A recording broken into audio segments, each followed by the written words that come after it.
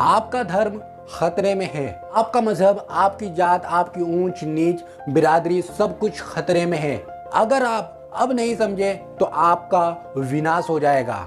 ये बात आपने बहुत से पाखंडी बाबाओं, राजनेताओं और नोटों पर बिकने वाले एक्टरों के मुंह से बहुत बार सुनी होंगी। आप हिंदू हैं, मुसलमान हैं, सिख हैं, ईसाई हैं, इस बात से कोई फर्क नहीं पड़ता।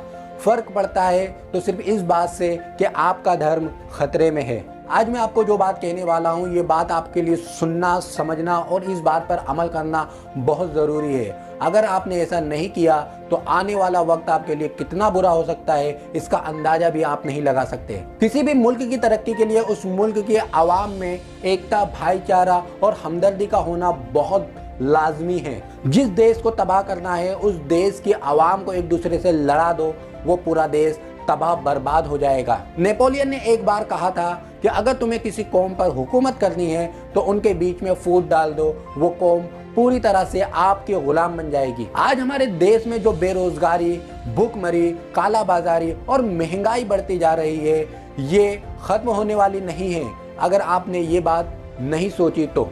जर्मनी में हिटलर ने ठीक आज के दौर की ही तरह यहूदियों के लिए जर्मनियों के दिल में इतनी नफरत पैदा कर दी थी, इतनी नफरत पैदा कर दी थी कि लोगों ने यहूदियों को इंसान समझना ही छोड़ दिया था और ये वहशियानापन दिन ब दिन बढ़ता गया और आखिर में जर्मनी तबाह बर्बाद हो गया।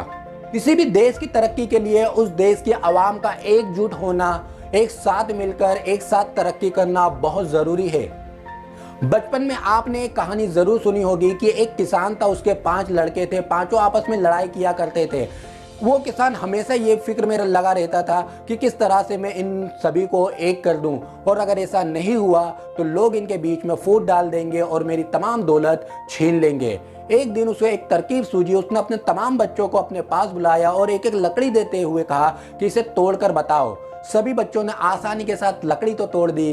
ये देखकर किसान ने अब अपने एक लड़के से कहा कि एक एक लकड़ी सभी के पास से दोबारा से लो और उसका एक गट्ठा बना दो। उसके बाद किसान ने उन तमाम लड़कों को बारी बारी लकड़ी दी, लेकिन किसी से भी लकड़ी का वो गट्ठा नहीं टूटा। तब किसान ने कहा, ठीक इसी तरह से जब तुम अकेले रहोगे तो तुम्हें तोड़ना, बर्बाद करना और तुम्हें फूट डालना आसान है, लेकिन जब तुम सब मिल जाओगे तो तुम्हारी एकता की ताकत इतनी बढ़ जाएगी कि तुम्हें बर्बाद करना या तुम्हारा फायदा उठाना नामुमकिन हो जाएगा। यही चीज आज के दौर में हमारे हिंदुस्तान में भी लागू पड़ती है। ये पूरा देश हमारा एक खानदान है और यहाँ पे बसने वाली हर एक कौम, हिंदू, मुस्लिम, सिख, ईसाई, हर एक कौम आपस में एक भाई भाई की तरह है। अगर हम आज एक हो जाएं, एक साथ मिल जाएं, एक साथ काम करने का जज्बा हमारे अंदर पैदा हो जाए तो दुनिया की कोई भी ताकत हमारे देश को तोड़ नहीं सकती, हमारे देश को सुपर पावर बनने से रोक नहीं सकती। लेकिन अगर ऐसा नहीं हुआ तो हम आपस में ही लड़कर तबाह हो जाएंगे। यही एकता, यही भाईचारा था जिसने अंग्रेजों के खिलाफ हमें एकजुट बना दिया था और हमने अंग्रेजों के खिलाफ आज़ादी हासिल कर ली थी।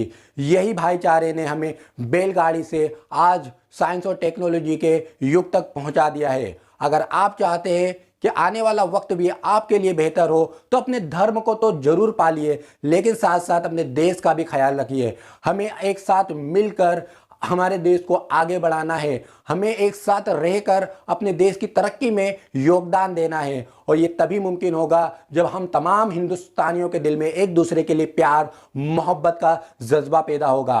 और अगर हमने आपस में ही लड़ना शुरू कर दिया तो ये वही हालत हो जाएगी, हम तो डूबेंगे सनम, तुमको भी ले डूबेंगे। उम्मीद है ये वीडियो से आपको ये जानने ज़रूर मिला होगा कि धर्म खतरे में नहीं है, लेकिन हम, हमारा देश, हमारी आज़ादी और हमारा आने वाला फ्यूचर खतरे में है। अगर आप इसको बचाना चाहते हैं तो आपको एकता की, भाईचारे की ताकत की ज़रूरत है और यही ताकत रहेगी तो हमारा देश दोबारा से सुपर पावर बन पाएगा, आज़ादी की सांस ले पाएगा और हम अमेरिका और इससे भी आगे बढ़ पाएंगे।